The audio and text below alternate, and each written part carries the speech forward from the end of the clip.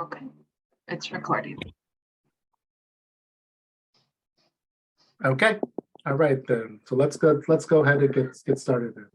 Here. And then so Vanessa, I'll turn this time over to you.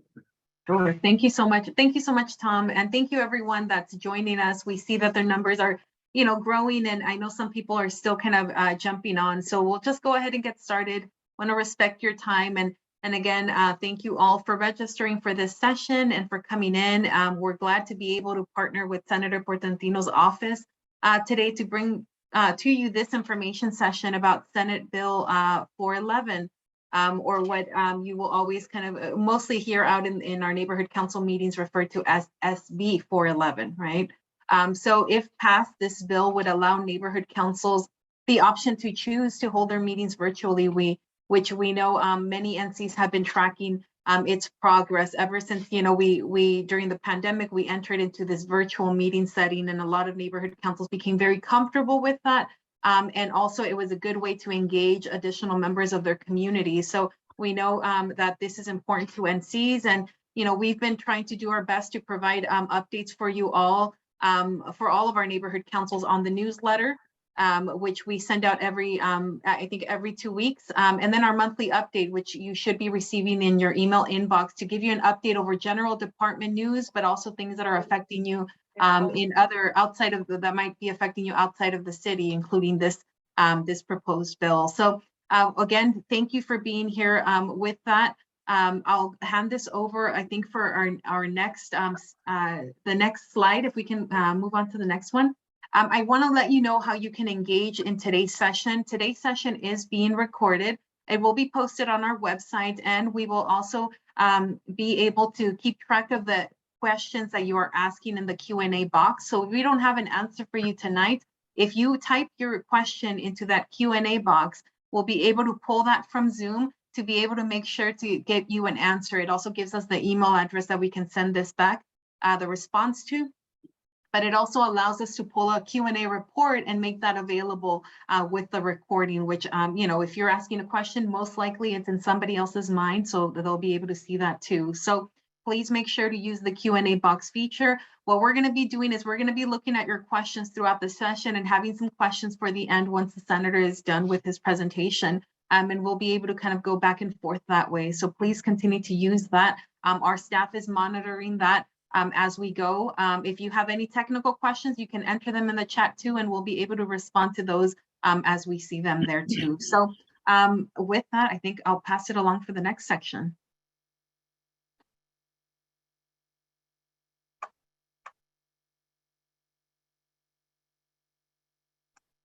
Thank you, everybody. So this is the agenda for today. We just had a remarks by our interim general manager.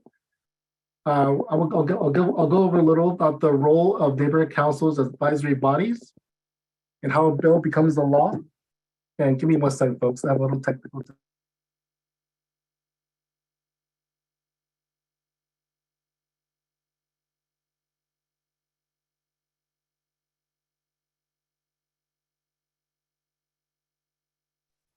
Apologize for that. Thank you for your patience. Next up, we got, let me see here. Then we'll get an update from the senator. Then after that, we have closing remarks. Okay, we'll keep this short, and this is the senator's time. So very quickly. So we wanted to stress the this point here that this is a Senate bill. And then most of you here are neighborhood council leaders.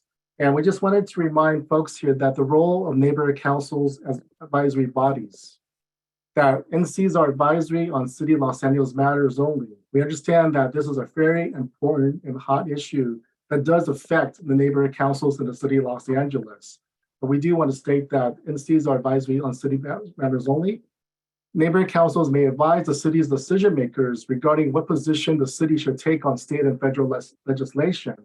So one option as neighborhood councils is that you can write letters of support to your city council members.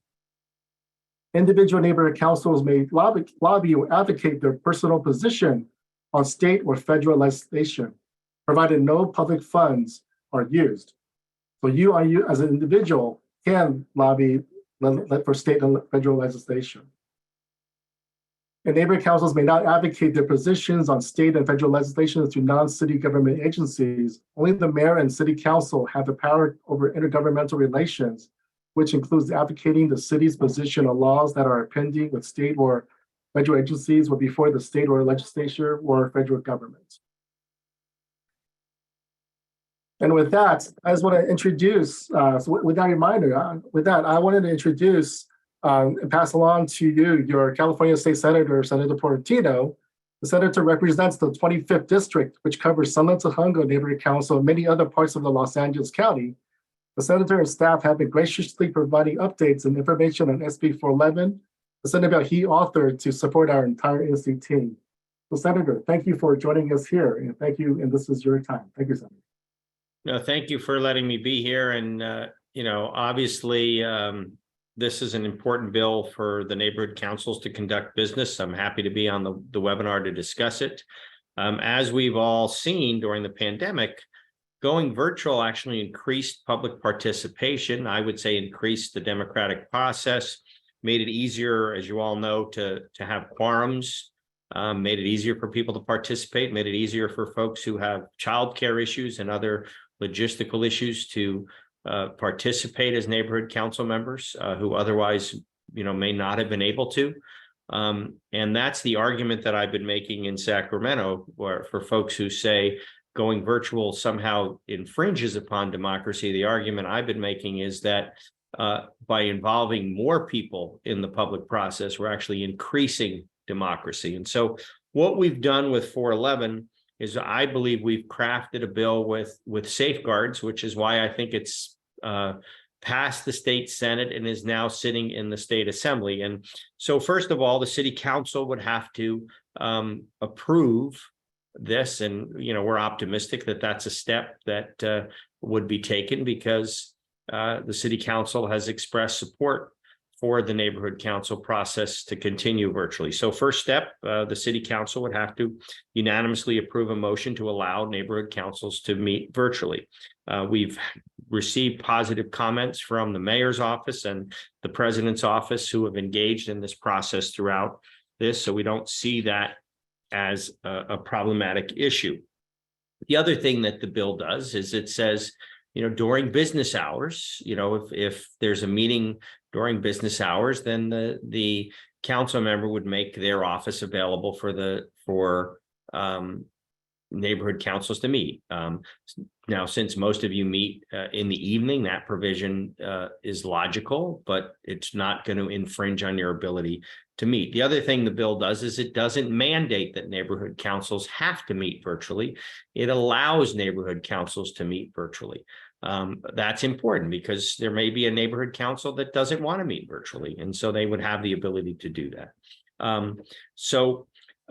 The other safeguard that we put in, people were saying, well, there's going to be that person who wants to come in public. So if there is somebody in a neighborhood council district who is adamant and they give advance notice that they want to participate in public, the neighborhood council would have to make a reasonable attempt to accommodate that person. Again, a reasonable attempt to accommodate that person who gives advance notice to the neighborhood council. It does not require that it has to meet that requirement, just has to make an attempt, a reasonable attempt, a legitimate attempt to meet that request. And obviously, if the logistics become unbearable, then the neighborhood council would continue to have the ability to meet in public.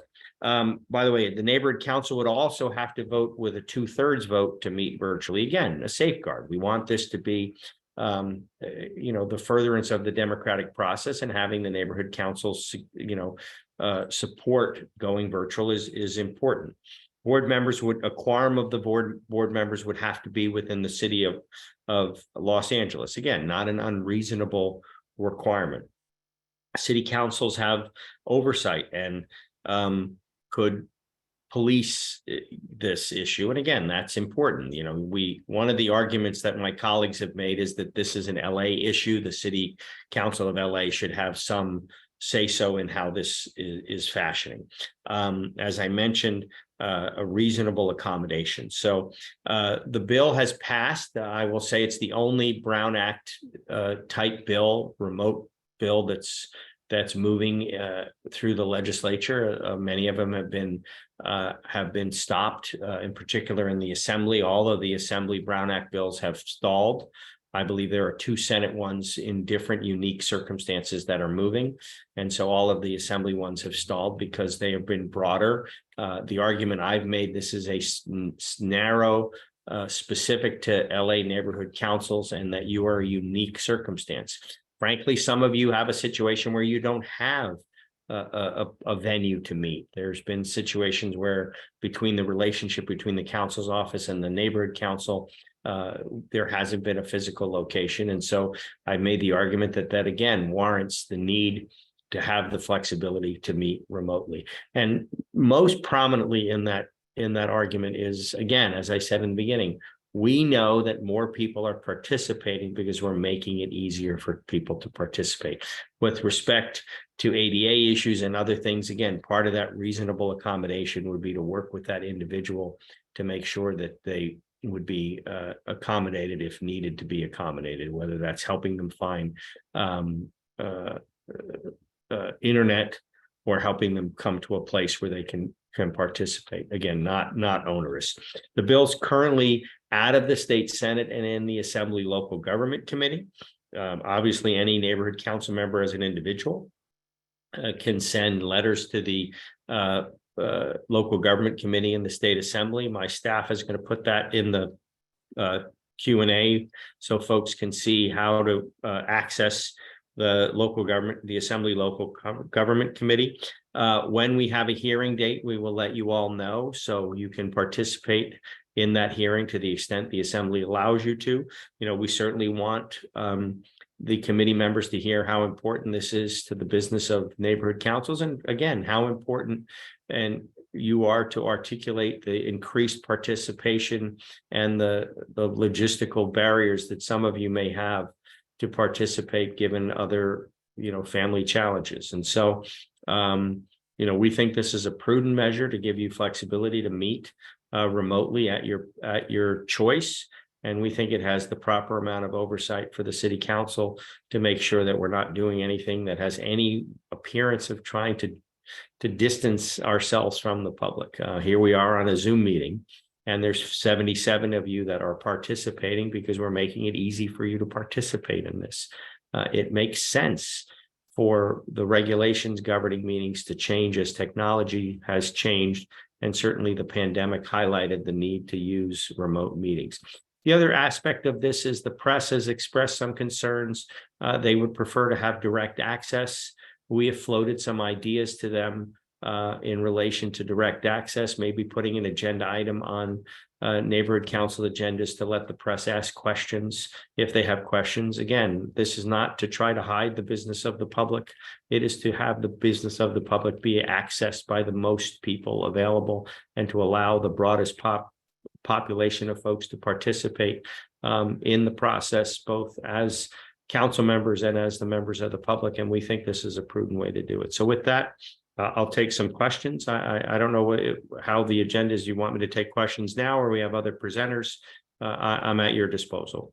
Yeah, so just as we said, thank you, Senator. Just as we put in the beginning, the way we'll take questions is in the Q&A. So I myself can look at that and give you some of the questions here. Would that work, Senator? Yep. Okay, great. Let's see here. The first question. Well, first of all, a quick shout out from one of the folks here says, "Great job in keeping you informed. Keep it up." Okay, so that's number one. So number two, though, is question. Please clarify this provision now in SB411. 4B, if the meeting is outside regular business hours, the eligible legislative body shall make reasonable efforts to accommodate any member of the public that requests an accommodation to participate in the meeting. For the purposes of this subparagraph, accommodation means providing a publicly accessible physical location for members of the public. So just a little clarification for that section. Right, and that's a very important, nuanced paragraph. basically we're saying that everybody is going to be operating in a good faith manner. So if there's a member of the public who has to meet in public for, let's say they have no internet, they're they for some reason can't participate remotely, but they want to address the neighborhood council, they make an effort, they make a request, and the council has to make an effort to accommodate them. That's not a guarantee that they'll be successful. It just means that if you're meeting in, if you have access to a room in your jurisdiction, you would make a reasonable accommodation. If you can't meet the accommodation, nothing's, there's no penalty. Just says that we're all reasonable, upstanding people. And if one of your constituents says, hey, I have to address you in public, that neighborhood council will make a reasonable attempt to accommodate that request, but certainly not be penalized if they can't meet the request. But obviously, if it's something that's logistically doable, there's no reason not to try. But if it can't be met, there's no penalty, there's no enforcement mechanism, there's no, we're just trying to show the public that we're all cognizant of the uniqueness of our situation, and there may be that rare situation where somebody has to come in public, and then that neighborhood council would just try to address it. But if they couldn't, they couldn't. Gotcha. Thank you so much for that. Next question. Next question is, let me find here. Can a neighborhood council choose to meet in person quarterly or virtually for all other board meetings? The neighborhood council would have the flexibility to decide when they would meet virtually and when they would meet publicly. Again, with the approval of the city council, the only piece of the bill that would change that is if it's between 9 and 5, if it's between normal business hours, the meeting would have to be in person. But if the meeting is in the evening, then the neighborhood council would have the flexibility to meet virtually or in person. Gotcha. Okay. Thank you so much. Let's see here. Next question is, does this bill allow for a mixed quorum, meaning in person and Zoom meeting collective count? If the neighborhood council wants to both be in person and be remote, they would have that flexibility. I'm 90% sure of that. Gotcha. Okay. The whole point of this is to give the neighborhood councils flexibility to do the business that they need to do. So, Senator, just to clarify that for the bill, it's not forcing them to go in person either way. It's giving them, it gives them an option, right? Gives them the option. Thank you. Okay. Why is there a sunset date? Once people get used to meeting virtually, as some already have, we're not going to want to go backwards. Since SB411 allows and doesn't require virtual meetings, why does it need a sunset date? I actually agree with the tenet of that question. I would prefer there not to be a sunset date, but oftentimes in Sacramento, people want to review the progress of something. My feeling is once this gets enacted, I don't think extending the sunset is going to be a problem. Our biggest hurdle right now is convincing some of my colleagues who believe that this somehow infringes on public participation, that this is a good thing. And if we win that argument and we get this signed by the governor, I'm not concerned about the sunset date. But I agree with the question. Once people get used to it, it's hard going back. But our battle is to get this signed. And by having a sunset date, it gives the legislature the ability to have oversight. And I think it makes it more likely to get signed into law and accomplishes our goal. And I'm not concerned about the sunset getting extended once we get it into law. Gotcha. Okay. And can you clarify, I think, a statement that you made regarding that the city council has a right to police NC meetings? Yes, Anastasia, thank you for probably the wrong choice of words. What I'm trying to articulate is by giving the city council the responsibility to approve in concept the remoteness, we're letting my colleagues in the assembly understand that it's not just a unilateral decision by any neighborhood council anywhere, that first the city council approves the global nature of the remoteness, which they're going to do. And that gives them oversight in a sense that they're the first step in the process. And I think for the integrity of the legislative process, that my legislative colleagues wanted to make sure that the city council blessed this as well. And so it's important for the local control. I shouldn't have used the word police. And thank you, Anastasia, for pointing that out. Yeah, thank you so much. Let's see here. Sorry, it keeps popping up here. Can NC switch back and forth from month to month, from in-person to Zoom and back? I think you answered. Assume the board has the votes asking for a policy. Yeah, assuming the neighborhood council has the votes to go virtual, they can switch. They can. It's not an all or nothing proposal. And yes, the city, and the next question about the city council, yes, the city council would vote to authorize the remote nature of this. We have, I believe, put in a provision that if there is some reason for the city council, then can revoke it. But it was necessary to move this through the process to give the city council some say-so in the application of remote meeting, because they are the ultimate responsibility for the government of the city. And so that is one provision that we had to put in the bill in order to keep it moving, is that the city council has to bless it. Thank you. Okay. And if the bill passes, will it be effective immediately? Yes, that's the other thing, by having it be an urgency ordinance. The difference between an urgency bill and a regular bill is regular bills go into effect in January 1. Urgency bills go into effect upon signature of the governor. And so as long as we have 2/3 of the legislative vote, we'll be able to pass an urgency bill. I believe the Senate vote was 30-something to 5. And so we surpassed the 2/3 threshold. And I believe if we get out of the policy committee, the local government committee, I believe we'll have 2/3 on the floor. So I'm not concerned about the 2/3. Our challenge is getting it through the policy committee, which is taking a hard line on Brown Act arguments. And again, we're making the case that this is unique and a special circumstance. And by adding all of those safeguards that generated all the questions from the neighborhood council members, we believe that we have a good chance of getting it out of the local government committee.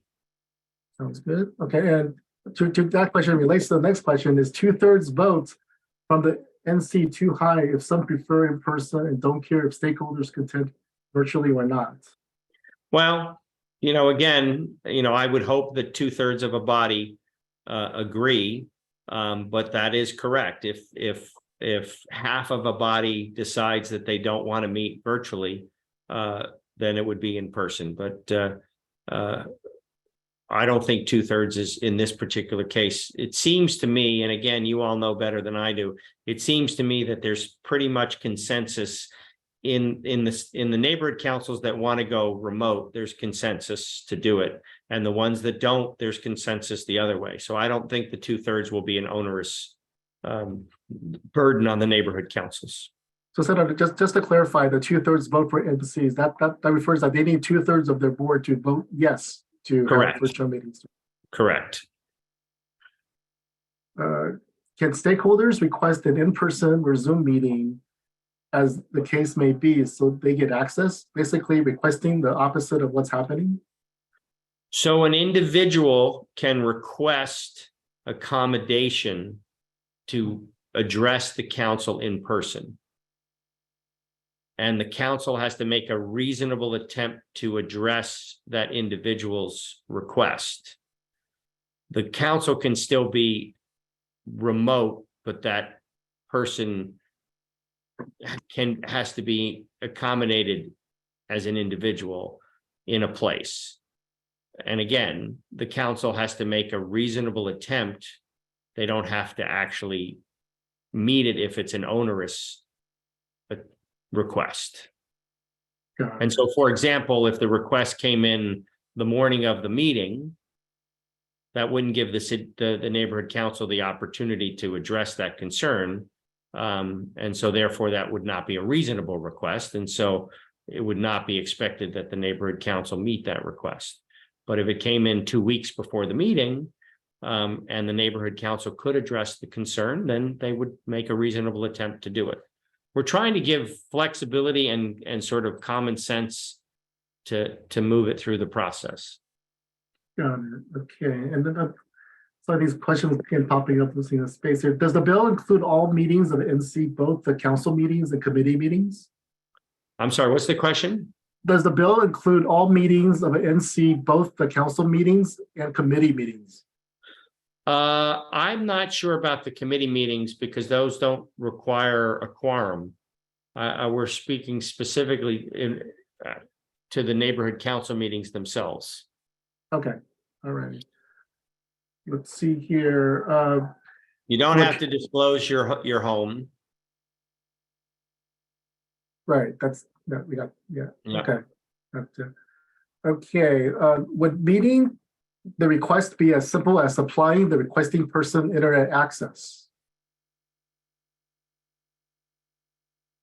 Request as simple as. That's probably more of a technical question. We probably don't. Yeah, and Tony is talking about the committees that, again, I off the top of my head don't know the committee piece, but Tony is saying it does, so I could be wrong on that. Okay, all right. Let me see here.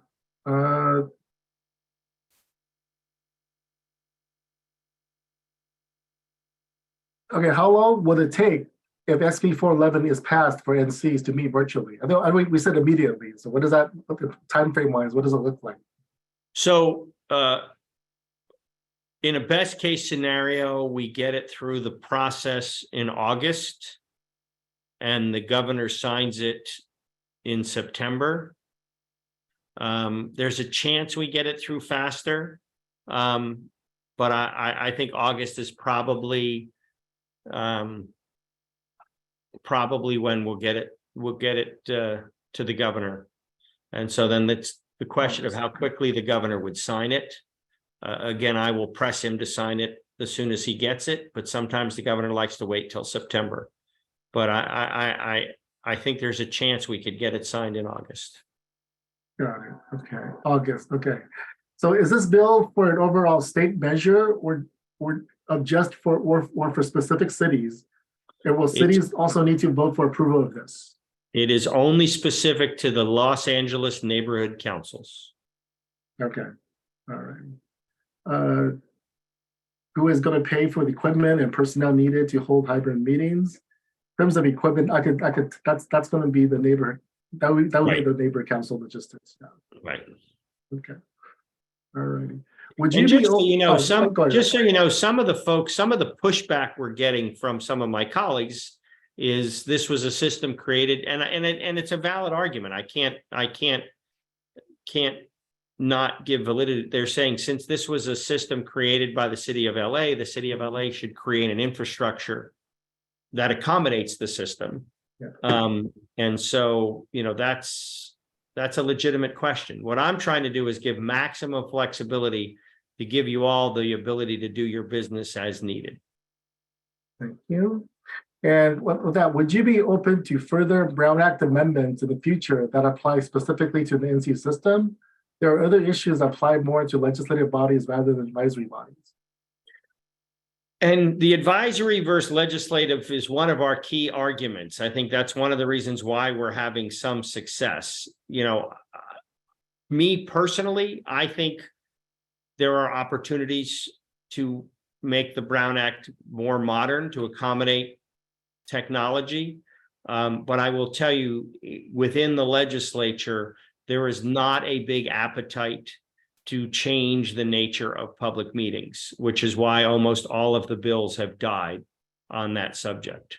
I am trying to make the argument of the uniqueness of what you do and why you need to be accommodated. The next two questions regards to please share the subcommittee members' names and contact information, but we could probably provide that off. I mean, did you want to share that? Or? Well, what I would like to do is just have the committee address, I'm looking to see if Declan's put that in at this point, let's address the comments directly to the committee, not to any individual. Just making the argument of the uniqueness of the situation, why the safeguards that put in place make this a stronger effort, why, you know, as an advisory body of volunteers who have, you know, legitimate childcare and other logistical issues, you know, for all the different neighborhood councils to share, you know, the increase in participation that you saw during COVID, you know, making those, you know, merit arguments to the committee as a whole versus directing them to any of the individuals. Because if you give them to the committee, they're going to be shared with the individuals. And at this point, I just want to, you know, try to win the argument on the merit. Gotcha. Okay, next question. How can we meet in person 9 to 5 if the NC Neighborhood Council has no ADA meeting places available to them within the boundaries of the NC? And that's my point. None of you meet between 9 and 5. So that provision isn't really germane to what you do. You all meet in the evenings, I believe. And so all we're saying there is that if you have a meeting during business hours, it's reasonable to say that the city government should accommodate you because you're meeting during business hours. But when you're meeting in the evening, then that's a different situation. Got it. And do you know if the city council has passed a resolution in support of this bill? I believe they have. Declan, if you're on the call, you would know. I believe they have, but I'm not 100% sure. Yes, they passed a resolution supporting changes to the Brown Act in general to allow neighborhood councils to go virtual. But that's what it is. They voted on the concept of the bill, just not the bill number. That's correct, yes. Gotcha. Okay. Why does the city council have live meetings that we can see on our computers? We could call in when the neighborhood councils are not required to have a similar situation. So the city council, if I understand correctly, meets in person and then allows remote participation. So they're doing both, right? For the neighborhood councils? No, the city council. City council. They meet in person, and then they've allowed remote participation as necessary, right? I think for the city council meetings, the committees, I think. Right. But for neighborhood councils, we're saying a neighborhood council can choose the type of meeting they want. Right, that's what, yeah. Okay. Here's an interesting question. Does the governor seem interested in this? I think the assembly passage should be fine ultimately. You know what? I have not had a direct conversation with the governor yet. You know, I think getting it past the assembly, as this person mentions, is the key thing. I'll fight the governor battle next. Again, I'm not implying there is going to be a battle, but right. I think I can make the case with the governor of why this is a special circumstance. And then, so I think, then just to clarify your quote that you said earlier, so are you saying that city council has the ability to withdraw the resolution? The city council has to approve the neighborhood councils having the flexibility. So yes, implicit with approving it is they could then unapprove it down the road. My belief is the city council members want you to have this flexibility just as much as you all want to have this flexibility. I don't think that's going to change because I think, frankly, they recognize how important it is to give you the ability. By the way, I'm looking at the next question about some members turning off their devices, whatever, you know, I'm not going to, you know, the individual conduct of members during a meeting, you know, members can get up and go to the bathroom during a meeting, you know, a meeting in public, you know, clearly there's going to be some members that are going to be engaged and some members who aren't going to be, you know, that goes with any public meeting, but it's a valid question to ask. Yeah, I think the scope of this bill is more to give the neighbor council the option, right, to meet physically or, okay. And clearly, if the populace in the neighborhood council district have different views, I think the neighborhood council is going to be responsible to their public. I mean, like all of us. Right. And then the question is, one city council vote to authorize all versus voting for each of the 99 NCs as they submit their requests? I think I answered the city Yeah. council. Yeah, the city council can rescind their approval. Yes. Okay. And then 2/3 of the quorum, I think this is to approve to have virtual meetings with neighborhood council. Was it 2/3 of the quorum or for the board? It's 2/3 of the council would have Okay. to vote. So it's 2/3 of the board. Okay. Yeah. All right. And the next question, if a 2/3 vote isn't obtained through the legislature, but a simple majority is obtained, would it still pass but take effect of January 1st, 2024 versus immediately? I would have to amend the bill, which I would then do. If for some reason we didn't get 2/3, then I would amend the bill to what's called a simple majority bill, and then we would take it a second vote. But I think it's prudent to try to get the 2/3 out of the gate, because then the bill would go into effect immediately. But if for some reason we don't get 54 votes, then we would amend the bill to just a regular simple majority bill. Gotcha. Which then, if it passed on the simple majority, for example, if we got 50 votes and we didn't get 54, 41 votes is a majority, 54 is the super majority. If we had 50 and we couldn't get to 54, then I would amend the bill, and then 72 hours later, we could vote on it again as a simple majority bill and would only need 41 votes, and then it would take effect in January. Got it. Okay. I think next one is more of a comment of support of the virtual meetings about from General Waters regarding the, NCs do not have security screenings with metal detectors or back screenings, as does local, state, or federal representatives. The virtual option allows NCs for the stakeholders to participate safely. Okay. All right. Well, we want people to be safe. I want to talk about the ADA issue. So yeah, again, to me, the best accommodation for the ADA issues is to allow people to participate from their home, because I think that's, makes it easier for folks.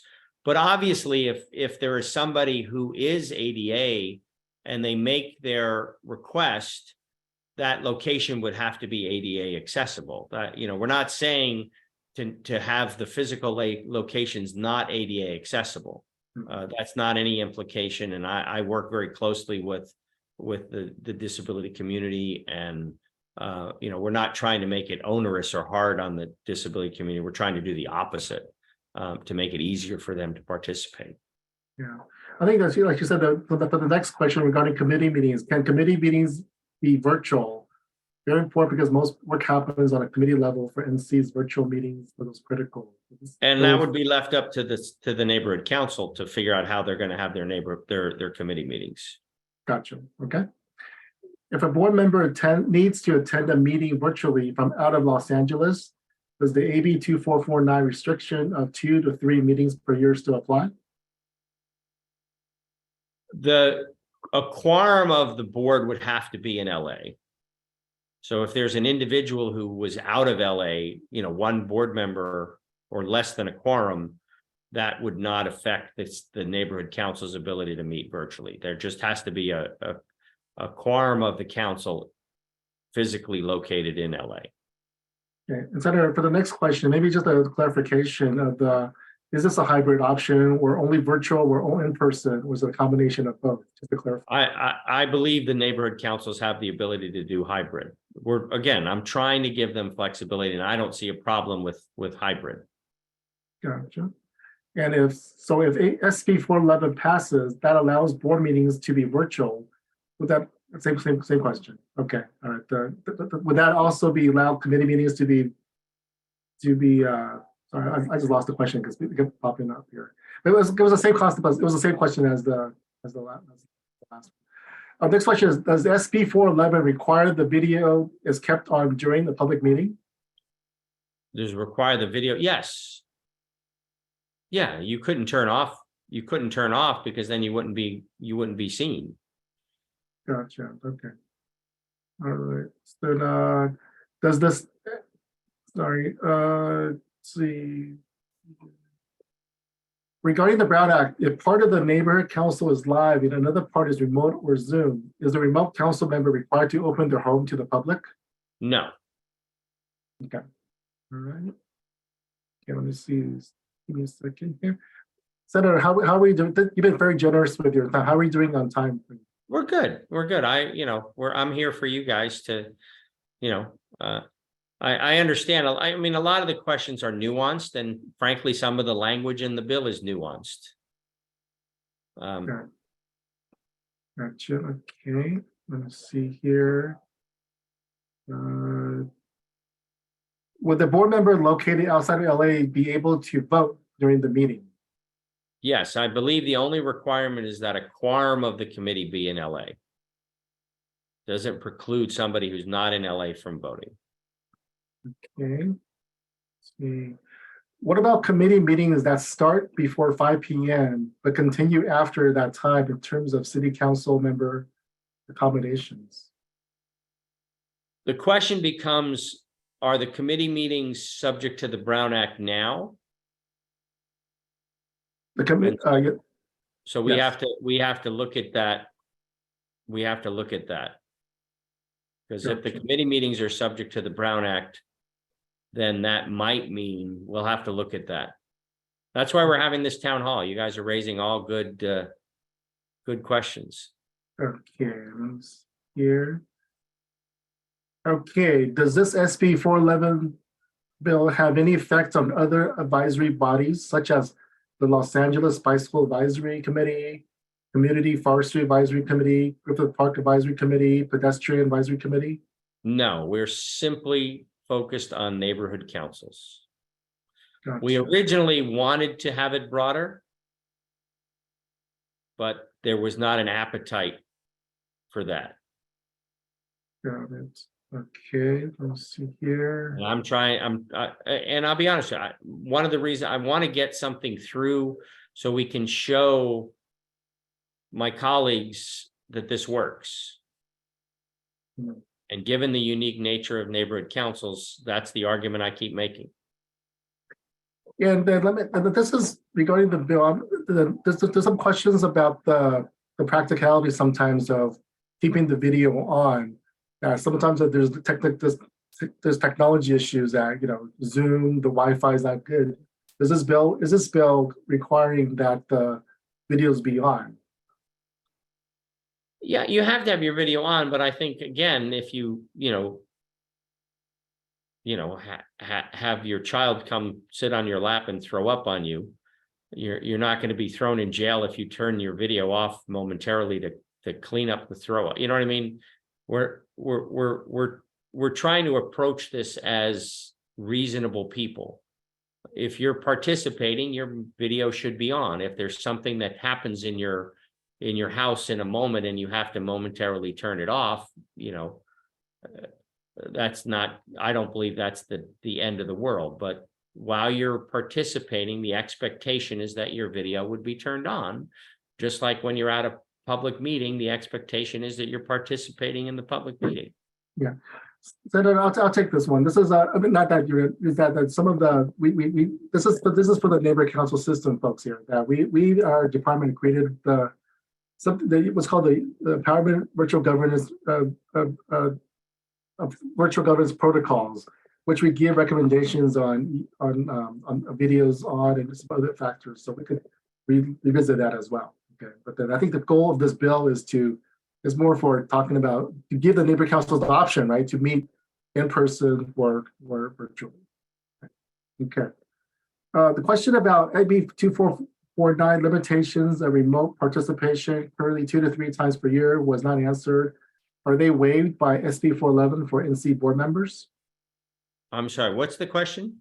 The question about the AB 2449 limitations of remote participation currently 2 to 3 times per year was not answered. Are they waived by SB 411 for NC board members? I believe this would supersede that, but we'll look into that. Declan, write that down as a follow-up, but I believe this will supersede that. Yeah, we'll need to look at that. Okay. What about recording virtual neighborhood council meetings? I don't know how long the recordings have to be. That's another question I have to look into. Okay. Let's see. the point here is that some NC board members do not reverse. They momentarily turn their video on only when speaking, then turn it off for the rest of the meeting when they're only listening. Does this bill address that, or is it left to each NC to deal with it? My understanding is they would have to keep their cameras on. Okay, That's the price. That's the price of convenience. okay, gotcha. Okay, let me see here. Again, we're not trying to game the system here. Right, We're trying to do, and again, for the ADA questions, you know, we're trying to be accommodating and helpful. okay. Senator, thank you. I think you're asking a lot of questions here. I'm trying to see if there's No, any. this is good. That's why we're here, because, you know, your council members, you know, I'm not implementing this, you guys are. So we want this feedback, and I've got 2 staffers taking copious notes and sending me lots of texts. So this is, that's why we're having this town hall, because we want to get this right. And, you know, we want to make sure that, you know, and I see Chris keeps bringing up the ADA, you know, we're going to try our best, you know, to make this as palatable and doable. And, you know, I understand that there's variations within the ADA community. And, you know, our hope is to have something that works. Gotcha. All right, let me see here. Are there, there's some comments. I'm trying to see if you know, does this affect posting rules in any way? Do we need to acknowledge where board members will be in a hybrid setup? No, we're not disclosing your homes. Gotcha. Okay. And maybe this is a question in terms of, since this increases, I assume this means the SB411 increases democracy and public participation, as done so research show that most in LA don't even know neighborhood councils exist. Why would your fellow legislators be against this? So here's the argument that some of the legislators make. They say that the public is better served when they can be in front of you and look you in the eye and have that physical presence. That's their position. And I don't disagree with the notion that there's a different ethos in a meeting when people are in the same room talking to each other. You know, that's a valid point to make. I just think on balance, having the convenience, given the advisory nature, given the part-time volunteer nature, given reality of life, and that we know more people are going to participate, the easier we make it for them to participate. I believe the trade-off is worth not having the in-person interaction, because we're having more people participate in the public process. And I think more people participating in the public process is better than less people participating in the public process. So I just think on balance, it's better, but some of my colleagues see the opposite. They think that the personal interaction is more important. And the same thing with the press. The press thinks, you know, when you pull into the parking lot and they have the opportunity to talk to you as you get out of your car and you walk into the building and they have the opportunity to ask you questions, they think that, you know, that is better served, which is why I floated with the idea of actually putting an agenda item, you know, questions from the press. You know, there's a trade-off between the convenience and the increased participation and, you know, the ability of the public to hold us all accountable. And Senator, I'm looking at a comment here. Can you speak to the requirements of having a publicly accessible public comment location on that in the bill? Yeah, that's where you have to make if somebody requests it, you have to make a reasonable attempt to meet it. Gotcha. Okay. All right, let me see. I think we're getting through. And just do a time check. I know we're scheduled to end at 6:30. Some of you have, okay, and then let me see here. Let's see. Some of these are just board members do not have to be in a public place. The whole point of this is to allow them to be home. Okay. Let's see. Sometimes sometimes NC subcommittees that must follow the Brown Act do meet Monday through Friday, 9 to 5, but the NC that has no ADA meeting facilities available to them during the day or evening, are you saying that the city must build an ADA facility within the boundaries of each NC, the time and cost? What I'm saying is we're going to have to look at how this applies to committees, because the points you're all raising are valid points. And I don't think it changes the nature of what we're trying to do if we broaden it to the committees of the neighborhood council. So that's something we have to look at and try to address. So I appreciate all the folks who have raised the subcommittee aspect of it. Yeah, this right here says the bill must cover committee meetings as well. They are subject to the Brown Act. The bill is not. Right, so that makes sense to me. Okay. And if we win the argument on the council, we shouldn't have a difficulty winning the argument on the subcommittees. Gotcha. And can the NCs require that board members be in person, but stakeholders can participate via Zoom? The neighborhood council will be able to decide. That's a good question. If if the neighborhood council is meeting in person, I believe that they would have to have a hybrid accommodation. Okay. All right. Allow the public to participate, and they could, again, the neighborhood council would decide whether they want to have remote participation. Okay. And then, well, regulation on how the public will provide input, ask questions, interact if they are hybrid. I want to make sure that public comment is available for all. There's always going to be public comment. Always. I mean, every meeting is required to have public comment. This isn't changing that requirement. This is just saying that if you're meeting virtually, the public comment would be virtually, or if the council decides to have a hybrid. Gotcha. Okay. And are there any bill amendments under consideration at this time? Are there any other bill amendments?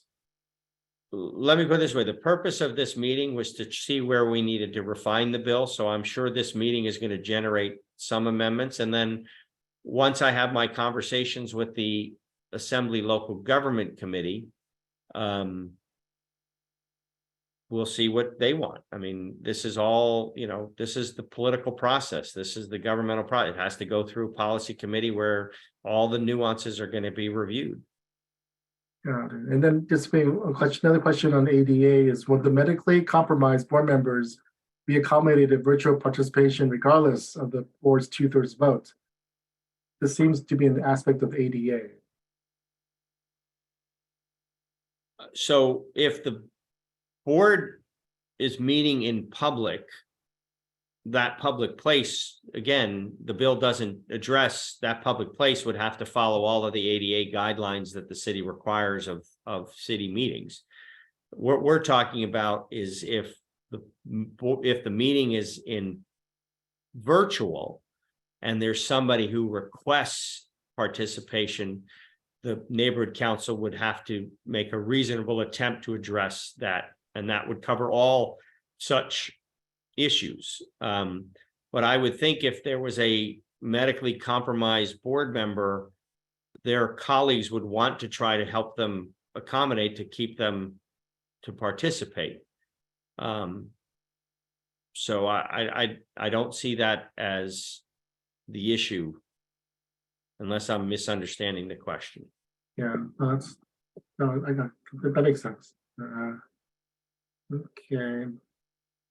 Senator, I think just for we're close to this was scheduled for an hour. I think you've answered many questions that you see in the. I'm happy. I was glad, again, I'm glad to be here.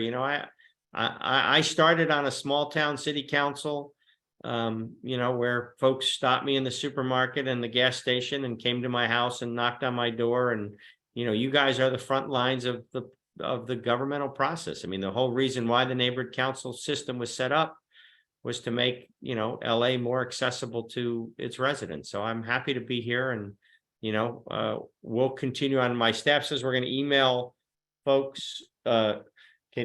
So Declan put his email, I believe, in the comments, or make sure, Thomas, you disseminate his email to everybody, declan.floyd@sen.ca.gov. So if there's additional follow-up suggestions, we want to hear it. I mean, again, My goal is to get a bill that helps you do your job, increases the democratic process, and gets signed by the governor so we can get this moving forward. That's my goal. And so to the extent we have to make it better, we can make it better.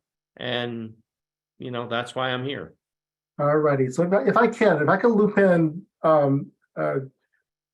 Dina Andrews, and also our interim general manager, Vanessa Serrano, back online too, right for now. And then I just wanted to say a few words, but just sort of one quick update again. So where currently, if you once again repeat, where is this bill currently in the process right now? So this bill got out of the state Senate. So all bills have to go through both houses of government and then get on the governor's desk. Just like in Washington, a bill goes through the House and then it goes to the Senate and then it goes to the president. Here, a bill goes through the Senate, the Assembly, and then goes to the governor for signature. So this bill has gone through the Senate, past the Senate. It's now sitting in the Assembly Rules Committee, which will refer it to the Assembly Local Government Committee, where it will get a public policy hearing. If it gets out of that committee, then it will be referred to a fiscal committee. And then if it gets out of the fiscal committee, it will go to the assembly floor for a floor vote. If it passes the assembly floor, if there are amendments to the bill, then it has to go back to the assembly to have those amendments voted on, which is called concurrence, but that's just a pro forma issue. That won't be a problem. If it doesn't get amended, then it would go right to the governor's desk.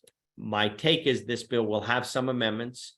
So it'll go through policy committee, go through fiscal committee, go to the assembly floor, pass the assembly floor, come back to the Senate. Those votes then the bill would get concurred and then it would go to the governor. So right now it's past one of its two biggest hurdles. It's got to go now to the Assembly